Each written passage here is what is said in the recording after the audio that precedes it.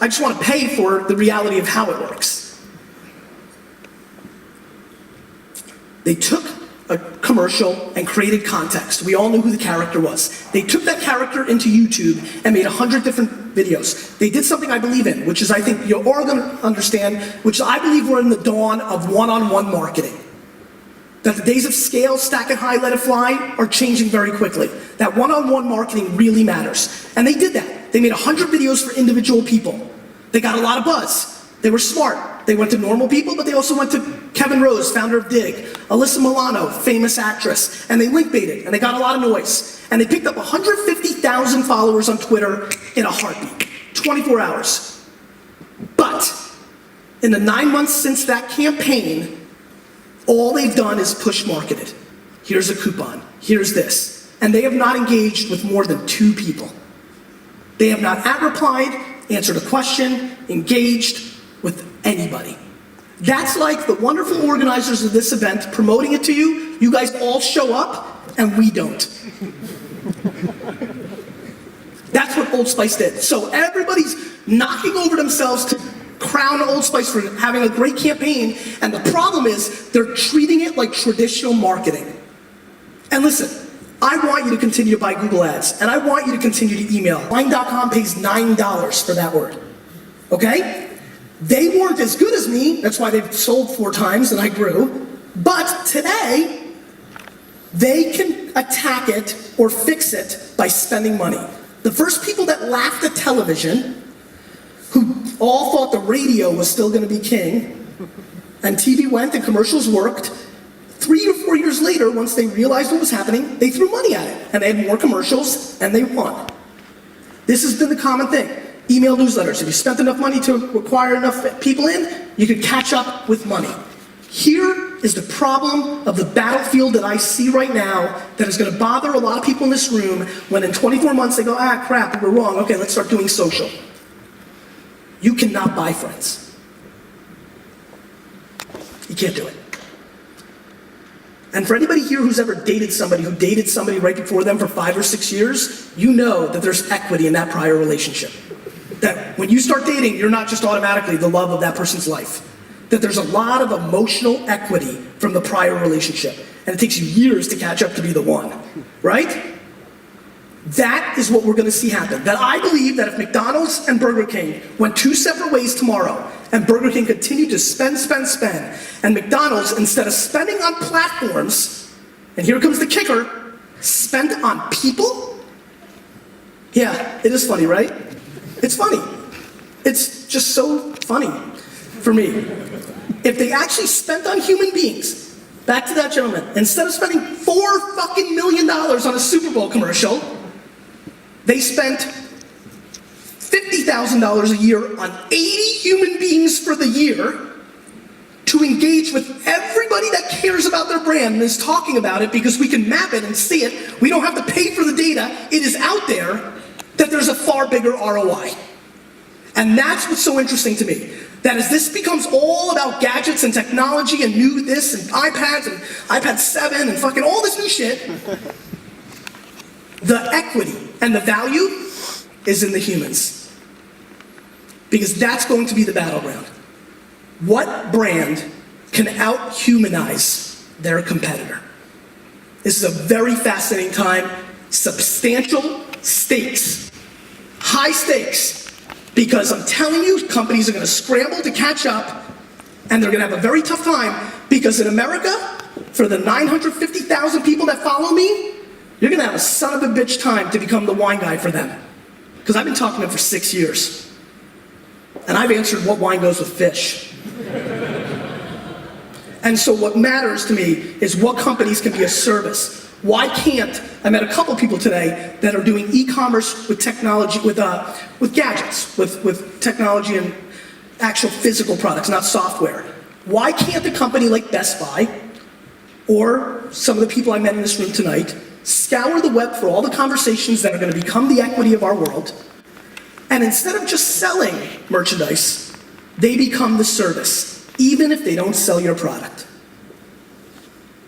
In this book, I have an example of a guy who saw a tweet of somebody complaining about a phone service. He understood the system he was working with because it was his #1 competitor's system, not his. He tweeted for 25 minutes and helped the guy figure out what was wrong, back and forth. 3 months later, their phone system contract went up and they switched providers to the guy that helped them. One tweet, $300,000 account. You know what I call that? Fucking ROI. Let me give you another ROI example. Caesars Casino Group, client of ours. There's something called CES. Beginning of January, I don't know if any of you guys have ever gone. Consumer Electronics Show, big deal. Thank you for coming, sir. Have a great night. Thank you. They wanted us to watch every conversation at CES. We did. One guy goes, does anybody know where I can watch the Junior Olympic hockey match today? CES. One of my guys sees it, he calls Caesars Casino Group.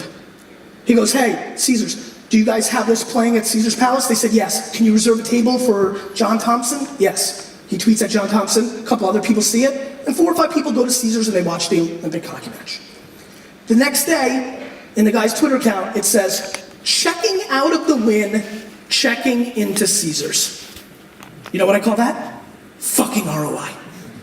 And you know what's so funny? Every time I tell these stories and I give these examples to my clients, big companies, I'm a small entrepreneur. I'm talking about Pepsi, Campbell's, NHL, things like that. How do you scale it? I always hear that. Well, that's nice, Gary, but how do we scale it? Well, I don't know. Stop spending your marketing money on dumb shit. Spend it on people, and we can scale the living crap out of this. And I mean it. And that's what I see.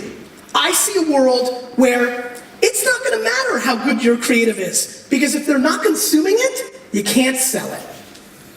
You know, if they're not seeing it, for example, the current recent study that's about to come out, that the average 24 and under, when asked to recite what's at the top or the right side of the website, can't tell you. You know why? They've grown up in the internet era. And you know what's on the top and the right side? Banner ads. They can tell you everything in the middle and the left. Could not recall anything. They're not seeing it. It's a blind spot. A literal blind spot to the consumer. I'm very fascinated by this. I think mobile is going to have a tremendous impact. I think we're going to shop. You know, by the way, real quick, remember we're doing the whole punch in the mouth? I got one more for you. This is random, but I got to tell you, Sweden, this is my favorite one. I hate ideas. The next time one of your friends says to you, oh shit, they stole my idea, kick them in the neck. Ideas are bullshit. Execution is the game. You can shake your head all you want during this talk right now. If you don't go back and do it, you won't get the equity. If I wrote a book about push-ups, and everyone's like, yeah, push-ups are good. When you do them, you get muscles. Clearly, I don't do them. You have to do them to get the results.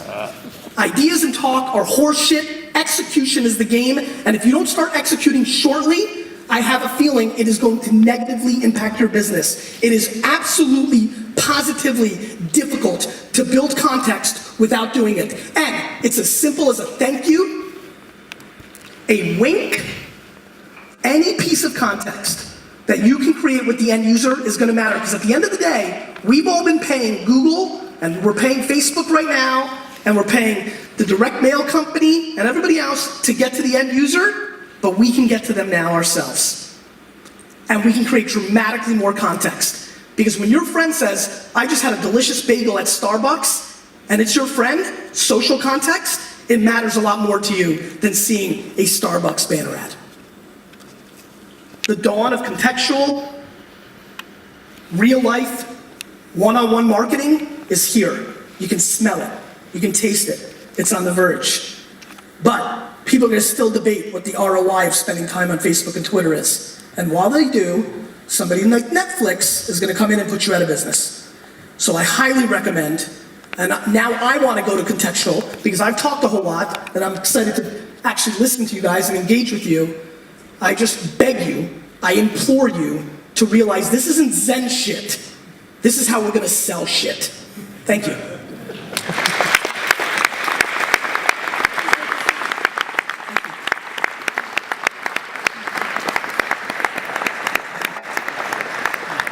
You talked about how important it is to employ people who have genuine interest in their customers. How do you detect this quality in someone you consider employing? You fire fast. I'm serious. I have no idea. I'm not fucking Yoda. You hire, and if they don't have it, you fire. You fire fast. Very fast. Jimmy, any questions? I'm so. I like this. I like this very much. Thanks, man. It is very easy to forget the customer if you're on the We internet. all say it. Yeah. We all say it, but we don't execute against it. And for the first time ever, the platforms allow us to execute. I mean, I understand why we didn't execute against it. First of all, let's all be honest. One negative customer's voice wasn't big enough, right? Now, little phone action. Let me tell you a story. My brother, AJ, and my mom were having dinner. My brother calls the restaurant, says, hey, do you have a table open for 5:30? They said, if you come right now in 10 minutes, we do. They were right around the block. They were there in 2 minutes. And my brother, AJ, is such a straight shooter, I guarantee it was 2 minutes, right? They get there and they're like, oh, I don't know who took your call, but you're gonna have to wait 45 minutes. My brother takes out his phone to let me know that he's gonna be later because we're gonna meet afterwards. The hostess goes, whoa, whoa, whoa, runs in the back, and they seat him. AJ, living in our world, is like, what just happened? She goes, well, I didn't want you to write a negative review on Yelp or Twitter it out, so we sat you. So, the moral of the story is, when somebody gives you bullshit customer service, take out your phone like you mean it. It's gonna work. Thanks, I like that. Right. We seem to have some problems with people twittering. They seem to be spellbound. Oh, so well, that's good. That's flattering. Yeah. Thank you, Sweden. But some people have tweeted. Okay. And they're a bit like they goes like. Give me a tough one. Who says I'm full of shit?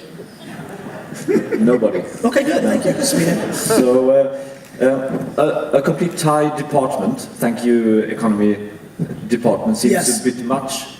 Push seems a bit simple. Yeah. So what are the first baby steps? Listening. I agree.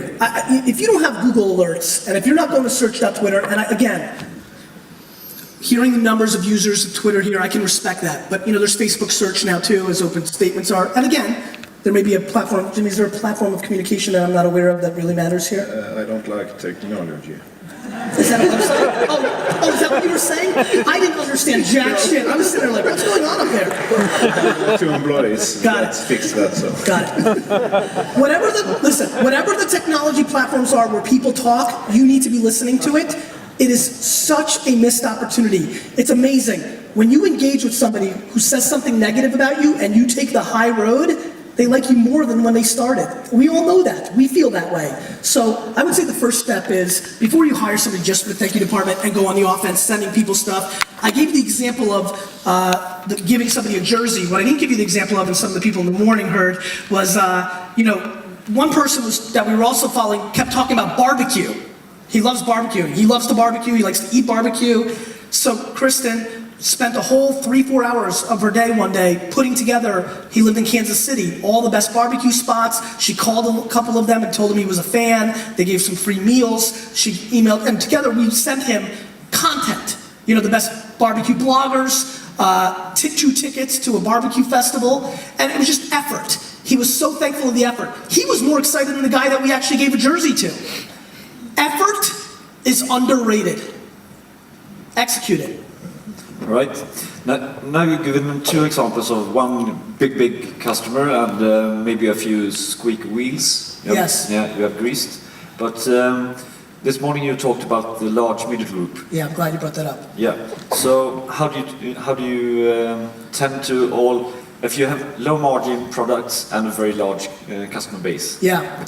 Listen, at the end of the day, you guys heard a lot of stuff up here, but no one shoe fits all, right? I mean, at the end of the day, you know your individual businesses so much better than I do. Wine, for example, why I'm always so confident, I'm in a very low margin business. Very low. I actually fucked it up. I started price warring in America, and so I screwed up wine. I'm sorry, America. But we're in very low margin. At the end of the day, though, you're in your business, you're in your business. I always say to my dad, don't fight the market.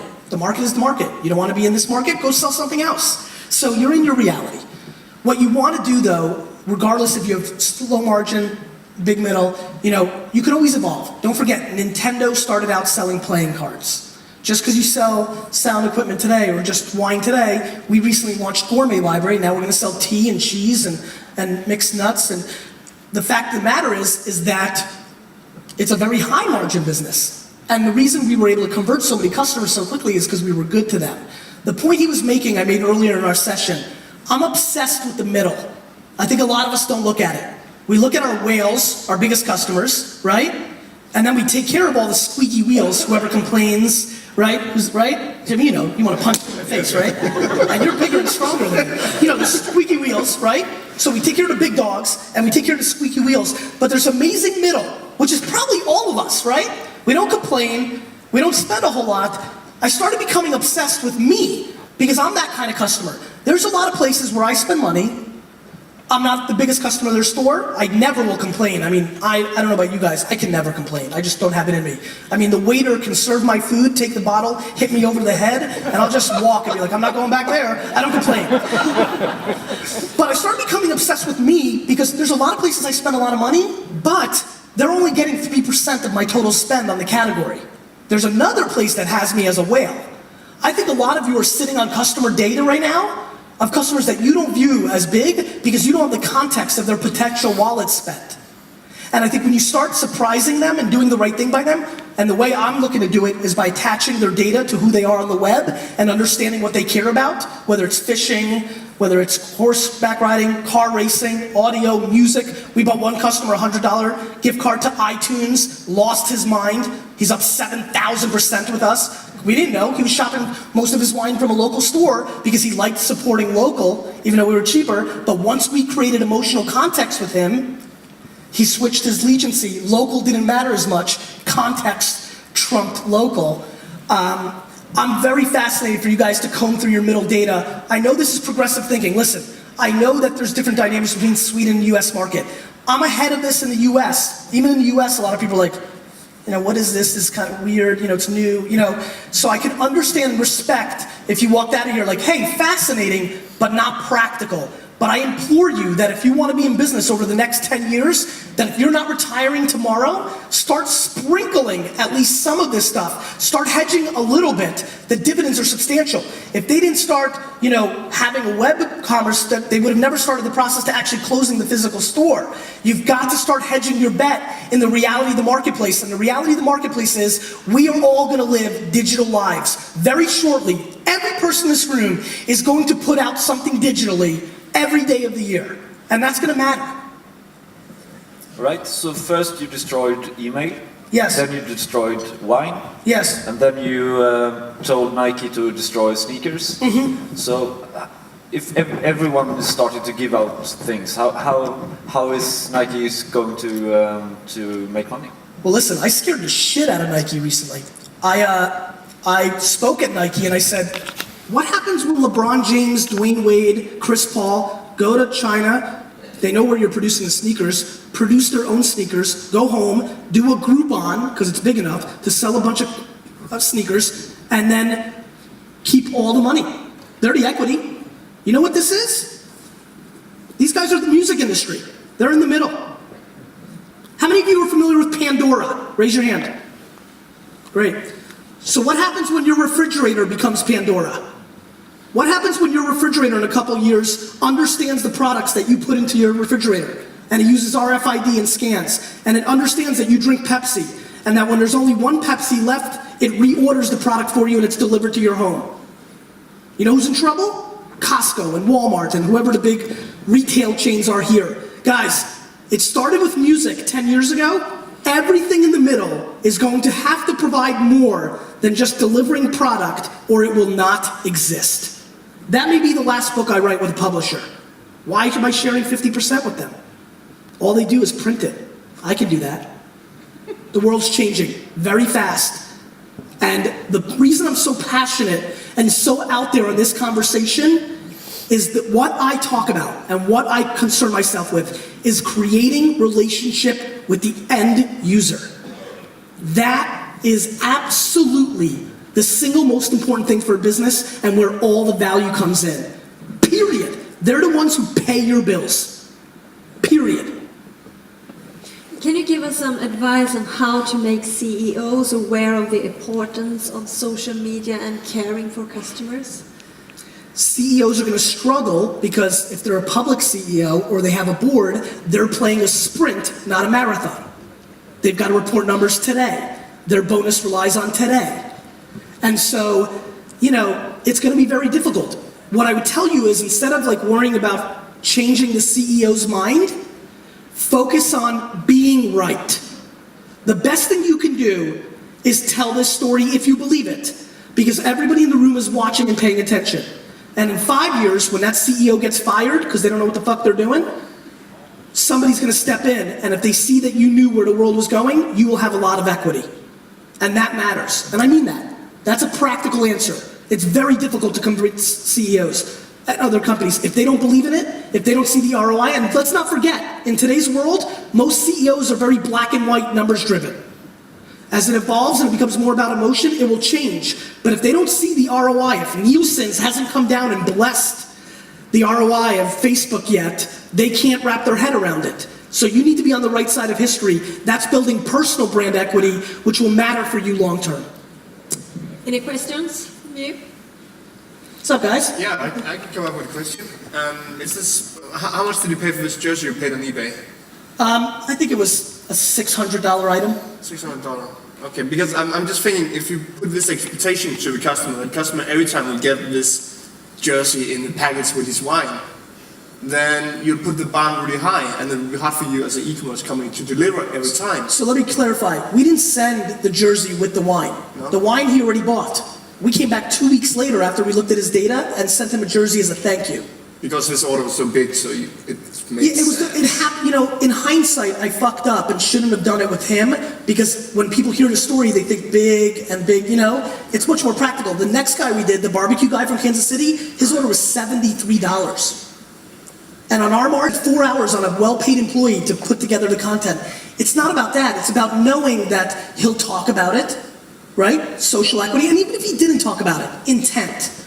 The culture I want to instill in my company is that we're going to go to a different place because I'm telling you, you know, as a very smart gentleman early said to me outside during my book signing, he said he sells sports products here and he's done really well. He said, I don't think price really matters.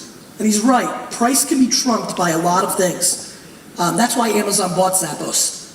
Zappos was outselling Amazon on some key items when they were more expensive, and Amazon's a much bigger brand. They were winning on culture, not on price. So, yeah, I want to make the expectations of the consumer high. It's a competitive advantage because we're starting the process in my industry, and in my company, to have that kind of culture. It's bottle shock, you know, to a lot of other companies to go there, and it'll take